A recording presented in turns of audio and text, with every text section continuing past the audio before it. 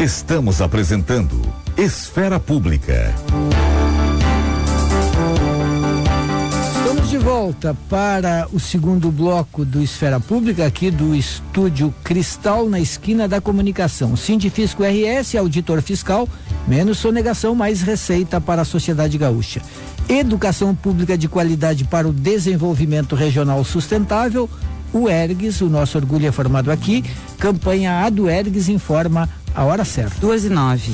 E agora nós temos mais dois convidados, que são Diego Misetti Olis, diretor do Sindicato dos Engenheiros do Rio Grande do Sul, do SENGRS, e o Gerson Carrion, ex-presidente da Fundação CEE. Mas antes nós vamos à Assembleia Legislativa com o Lucas Rivas. Daí, só corrigindo aqui, então, o Gerson Carrion foi presidente da CEE. Muito bem, antes de conversar aqui com os nossos convidados, como nós deixamos um comercial para trás, nós vamos fazer o intervalo agora. Prometer o plebiscito na campanha eleitoral para o povo gaúcho decidir sobre as empresas públicas, criticar a venda de ações do Banrisul e fazer o mesmo na Bolsa de Valores. Anunciar que vai entregar ainda mais ações do Banco Público. O governador Eduardo Leite faz o velho jogo da política. Promete como candidato o que não cumpre como governador. Eduardo Leite, o senhor não pode agir como imperador. Os servidores públicos e os gaúchos votaram no senhor, acreditando em suas promessas de campanha. Queremos plebiscito já. Sim de bancários. Diga sim para quem defende você. Estamos apresentando Esfera Pública. Estamos de volta para o terceiro bloco do Esfera Pública, agora com Diego Misetti Olis, diretor do Sindicato dos Engenheiros do Rio Grande do Sul, e Gerson Carrion, ex-presidente da CE. Então vamos lá, essas empresas, afinal de contas, elas são deficitárias, elas estão quebradas, elas precisam ser privatizadas. Os que, como vocês defendem porque elas são boas empresas ou defendem por corporativismo? Perguntas bem francas. Gerson Carrion, boa tarde. Boa tarde. Remir, Talene, a todos os ouvintes do programa Esfera Pública, agradecemos a oportunidade de expor à população, ao povo gaúcho, a realidade, respondendo a pergunta do Juremir. Essa é uma empresa que tem uma história de 76 anos e vem cumprindo com essas obrigações. Nós ficamos preocupados e agradecemos a oportunidade de estabelecer a verdade, né, do ponto de vista de transparência, né? Números contábeis, números de balanço são números colocados por qualquer empresa. O país está em crise, e se nós formos buscar o rol das empresas que inclusive estão no mesmo nível 1 que a CE na Bolsa de Valores e junto à CVM, vamos ver que a maioria das empresas, e até descolado do aumento que está nas bolsas, que é só expectativa de confiança, a maioria com prejuízo, né? Então nós temos uma crise nacional, uma crise na economia, e evidente com uma indústria, dentro do conceito de indústria, e a CE deveria ser respeitada como tal, como uma indústria que produz, gera, transmite, distribui e ainda tem comercialmente serviços prestados. Então, dentro do conceito de indústria, nós estamos dentro do contexto nacional dos prejuízos. Eu digo, sempre cito o Grupo Gerdau, né, teve que fazer uma política de reavaliação do ponto de vista de venda de seus ativos no exterior, desinvestiu com prejuízos astronômicos, que agora conseguiu amenizar o prejuízo para em torno de 300 a 400 milhões, né? Então, isso é da vida, que eu digo, a vida do ponto de vista, né, da gestão. E a gestão, nós, diante das crises, temos que ter a capacidade de fazer gestão e trazer resultado. Isso a CE tem feito com seus trabalhadores. Recentemente a ANEEL, no seu despacho, até faço questão de dizer aqui, 26/3/2019, em março, né, auditou todas as concessionárias do Brasil, e a CE passou em todos os requisitos de qualidade de serviço e passou também na sustentabilidade econômico-financeira. Pois é, os deputados trouxeram um ranking aqui hoje, deputado Thiago Simon, que a RGE, as empresas que atuam no Rio Grande do Sul estão muito abaixo na tabela, no score da ANEEL. Inclusive, a CE estaria em 29º lugar de 33 empresas analisadas em todo o país. Eu, com todo o respeito às informações que o deputado trouxe, né? Nós temos a informação divulgada diferente pela própria ANEEL, é só visitar o site da ANEEL. A CE, inclusive, foi premiada, né, pelo indicador de satisfação dos clientes, como a quarta concessionária no Brasil, entre 40, que tem um ranking dessa pesquisa que estabelece acima de 400 mil consumidores, né? Onde a CE está ranqueada, a CE se colocou entre as melhores do país. E me surpreende, né? Eu, como de carreira com quase 37 anos de CE, e no período que eu fui presidente em 4 anos do governo Tarso Genro, nós sempre tivemos indicadores de satisfação dos clientes superior a 80%. A pesquisa da BRAD se instalou desde que o setor elétrico existe, a Associação Brasileira das Distribuidoras, e da mesma forma permanece a CE nesse ranking entre as 10 melhores do país. As melhores premiadas no país para receber a premiação, tanto da ANEEL quanto da Associação Brasileira, a BRAD, das distribuidoras, sempre existe uma privada e 3 estaduais. Sempre as colocações. Então, essa é a resposta, né? Já vamos voltar sobre a questão da possibilidade de perder a concessão. Mas antes vamos introduzir na conversa o Diego Misetti Olis. Tudo bem. Vamos fazer o intervalo, porque nós temos mais um intervalo. Depois voltaremos então com essa questão que é muito utilizada pelo governo, de que há um risco muito grande da CE perder a concessão até o final deste ano.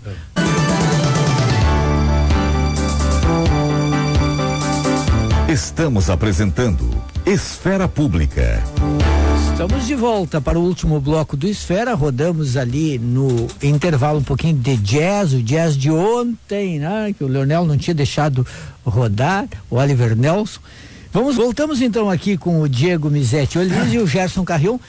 Afinal de contas, Gerson Carrion, existe ou não esse risco de a CE perder a concessão em algum momento? O governo fala, só para contextualizar um pouquinho para os ouvintes, sim, que a questão principal que levaria à perda da concessão é que, segundo regras da legislação federal, das agências de regulamentação, a CE não poderia acumular 2 anos consecutivos de déficit. Bom, Aline, Juremir, a todos os ouvintes, eu vou repetir na minha fala inicial a resposta à questão do risco da caducidade da concessão.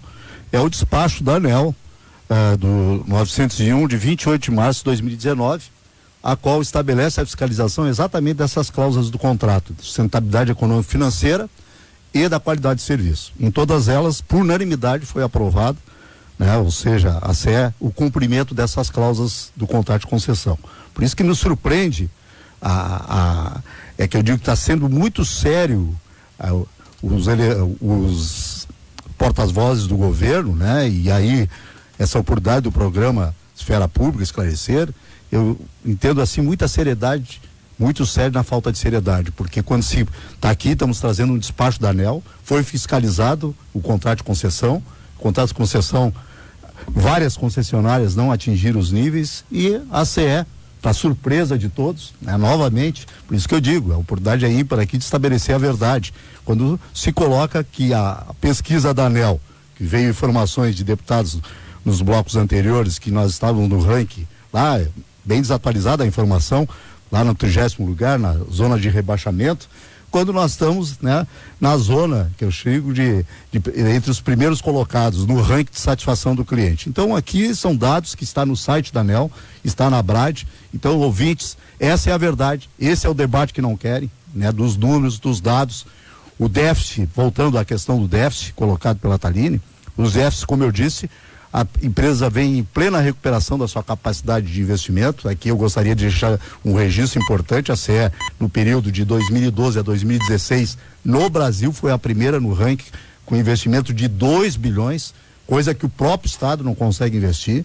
Colocando também que nós recentemente somos auditados a cada 3 meses, nada mais, nada menos, pelos americanos e pelos franceses. Nós temos um contrato de financiamento que alavanca o nosso investimento com coparticipação dos franceses e os americanos, da ordem de 1 bilhão e 300 hoje, que nós prestamos conta, inclusive querem prestar mais recursos para a companhia, então nós não entendemos o que vem. Agora, o governo sempre fala que a CE tem 2 partes, né? A sim, distribuidora e que uma é deficitária, a outra é superavitária. Correto.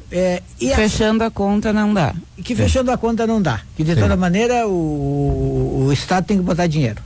Não. É isso ou não? Não é, Júlio. E que a médio prazo, para a empresa se manter, tem que fazer investimentos. Tem como obter esses investimentos sem a participação do Estado? Olha, como eu disse, se olhar a trajetória dos resultados da companhia, né, vamos colocar numa série de 10 anos, né, ela sempre acumulou prejuízos, mas cumpriu com as suas obrigações da qualidade de serviço. Ela captou o recurso, se alavancou, é que eu fico impressionado como é que... Esse é outro aspecto que o governo... Não, um aspecto que... ressalta que haveria muita reclamação em relação ao serviço. Não, pelo contrário, as pesquisas estão indicando nós sempre com acima de 80% nível de... e tem um detalhe importante, a CE foi a primeira benchmark no setor elétrico no índice fidelidade do consumidor, ou seja, ela não migraria para nenhuma concessionária, isso é uma resposta à privatização. Quando a média do setor foi 69%, a CE alcançou 88,20%. Eu sempre digo, o gaúcho tem a história da CE está vinculada à história desse estado, né? Até sempre se diz, meu filho, apaga a luz que eu não sou sócio da CE. Então isso é umbilical e está aí o resultado da satisfação dos clientes. O governo quer vender as empresas meramente por questão ideológica? 100% está ali ideológica, 100% porque não quer nem fazer o raciocínio primário de matemática, né? Que eu chego e diz... Em quanto tempo a CE é a distribuidora que é deficitária? Sim, hoje é a distribuidora. Quanto tempo ela poderia deixar de ser deficitária?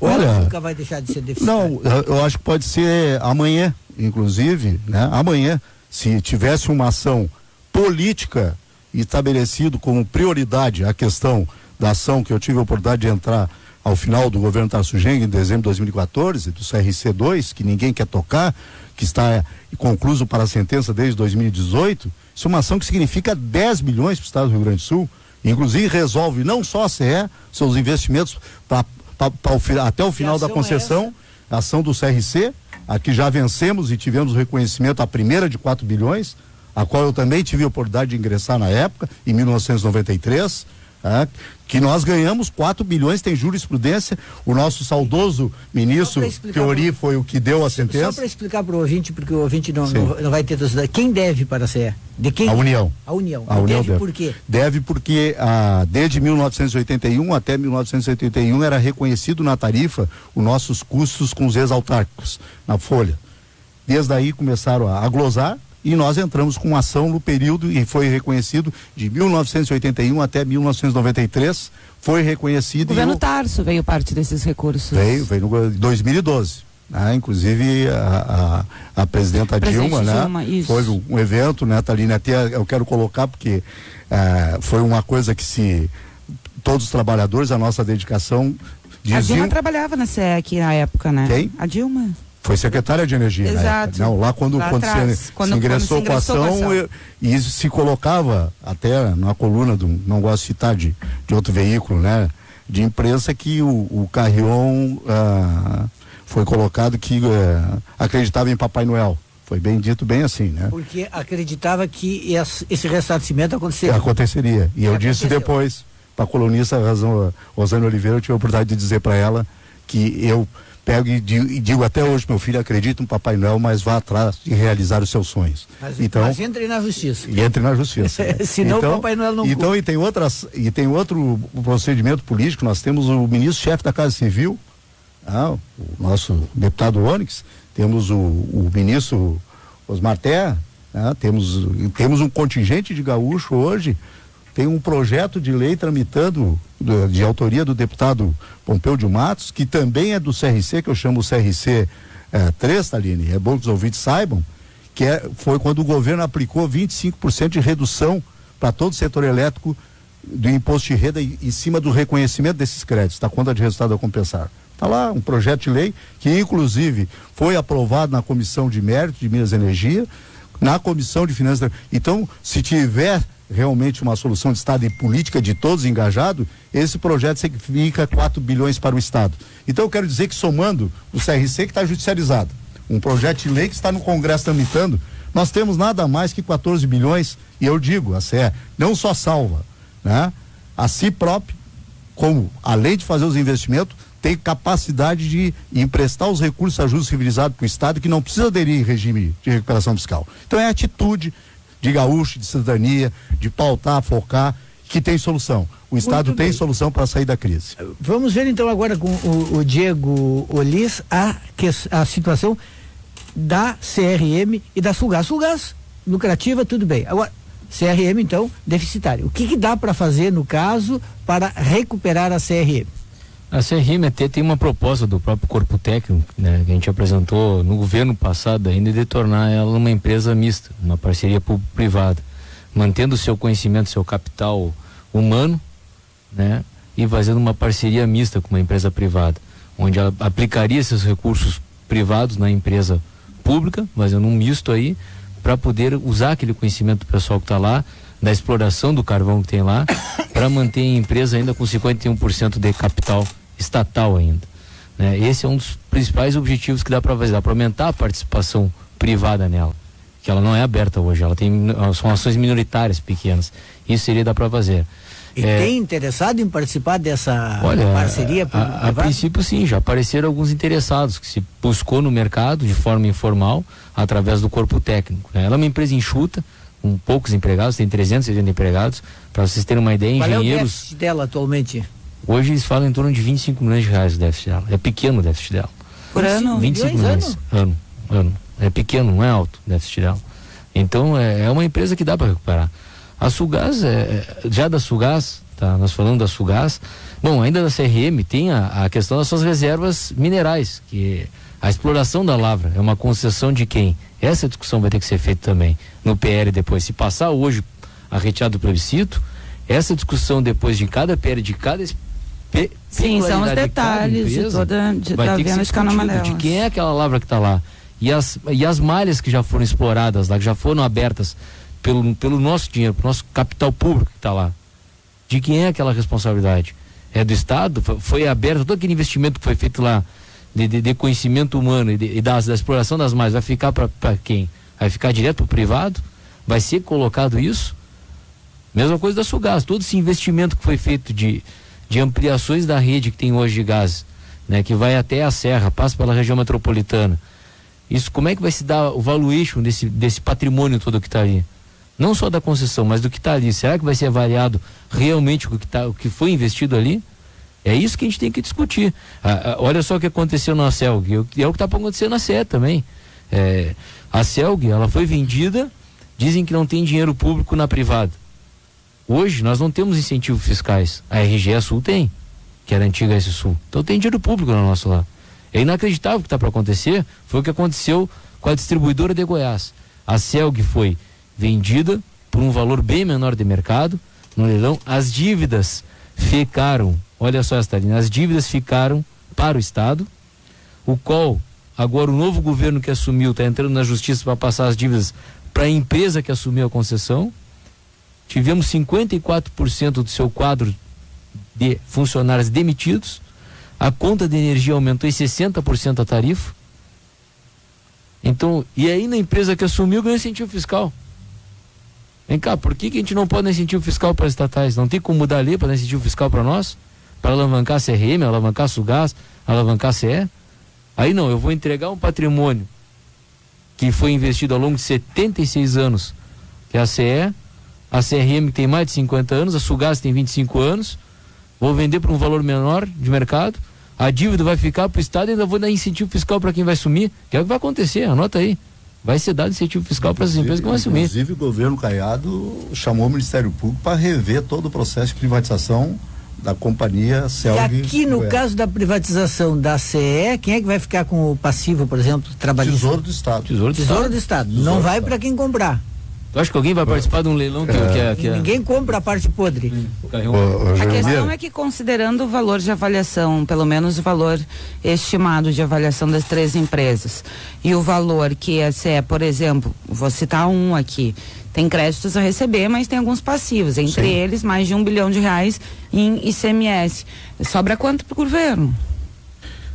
Porque as empresas estão estimadas, as três juntas, segundo o próprio governador aqui na esfera pública, em 3 bilhões e 500 milhões de reais. Se a CE deve 1 bilhão e 500 milhões de reais em ICMS, sobra o que para o governo? O governo vai ter que pagar. Me permite, é importante a tua pergunta, né? Esclarecer aos ouvintes que eu tenho chamado isso e cunhado isso como um descuido, quem sabe, do governador e da sua equipe. Mas isso, para eu, na condição de cidadão e todo cidadão gaúcho, isso é uma irresponsabilidade fiscal, que é uma simples conta, como tu bem colocou, só o passivo, não estou colocando aqui os passivos da CRM nem da Sulgás, mas as obrigações que o Estado teria que assumir um modelo idêntico ao que o Brito fez, que ficou 88% do passivo com a privatização, ficou com a CE. Tínhamos um CNPJ para descarregar esse passivo, foi o que sobrou da CE, correto? Diminuiu 54% da nossa receita original na época, e agora nós vamos ter diante que o CNPJ a ser descarregado vai ser Tesouro do Estado. Não tem outra empresa para carregar o que tu colocaste. Se o governador afirmou, e está no noticiário, 3 bilhões e meio às 3, imagina, a parte da CE 2, só 2, com um passivo de 5,5 é só fazer a conta, vai restar para o povo pagar uma conta de 3 bilhões e meio. Então não pode, eu acho que tem que, hoje a decisão de retirar o plebiscito na Assembleia, os próprios parlamentares da situação teriam que refletir, ir ao governador, conversar, está muito assodado, essa discussão é um retrocesso, é um atraso do ponto de vista para o Rio Grande do Sul, vai agravar a situação financeira, é uma responsabilidade fiscal de uma magnitude que vai comprometer várias gerações. Então eu digo que a CE tem solução, mesmo como colocasse, aí focar nos 10 bilhões, os 4 bilhões que está no Congresso, o próprio BID mesmo vendo toda a situação, essa campanha que é uma saga de destruição pública por alguns veículos em relação à CE, quer dizer, negando um próprio patrimônio energético da sociedade gaúcha, construindo, os americanos vêm aqui, os franceses dizem, queremos emprestar mais recursos para você. Alguma coisa está errada. Se os de fora querem emprestar recursos para nós, o governador e a sua equipe e a base que o está apoiando nega esse fato e não quer dar publicidade, a CE é reconhecida como um grande mutuário a nível internacional, conquistou isso depois, arduamente, depois de 30 anos, me desculpe o termo, ela foi por muito tempo sendo chamada geni do setor elétrico, né? Geni do setor elétrico. Então hoje, orgulhosamente, ela é reconhecida e vem oferecer mais recursos. Pelo contrário, ela estaria oportunizando uma alavancagem de recursos em todas as áreas de infraestrutura para o estado do Rio Grande do Sul hoje. Então eu vejo que a grande oportunidade que os deputados têm hoje é de retirar este pauta, discutir. Eu acho que votar contra a democracia, votar contra o povo, um direito da soberania popular, e agravar a situação do estado do Rio Grande do Sul seria lamentável do ponto de vista de retrocesso, e eu chamo isso um ato deformado de exceção que nós estamos vivendo no estado do Rio Grande do Sul. Estamos chegando ao final do programa, quero então agradecer ao Diego Mizetti Olise e ao Gerson Carrion pela vinda aqui ao programa. Esfera Pública dá sempre espaço para todos os lados. Eu até vou dizer isso aqui, eu duvido que em outras emissoras os defensores, com toda a razão, da permanência das empresas como empresas públicas tenham recebido tanto espaço, porque normalmente é assim, ali na nota de rodapé. E é verdade, realmente aqui a questão é igualitária, né? Nossos cumprimentos sempre pela oportunidade. Todo mundo falou. Muito bem, nós vamos acompanhar com o Lucas Rivas, lá da Assembleia Legislativa, a sessão que vai começar ao longo da nossa programação. Nós vamos tratar disso e ver até que horas isso vai, Taline Opitz. O Esfera Pública fica por aqui num oferecimento Unimed, cuidar de você, esse é o plano. CEPER Sindicato, a força da escola pública em nossas mãos. A Durg Sindical, 40 anos em defesa da educação pública. Sindibancários, 86 anos, resistir sempre. E Sindifisco RS, auditor fiscal, menos sonegação, mais receita para a sociedade gaúcha.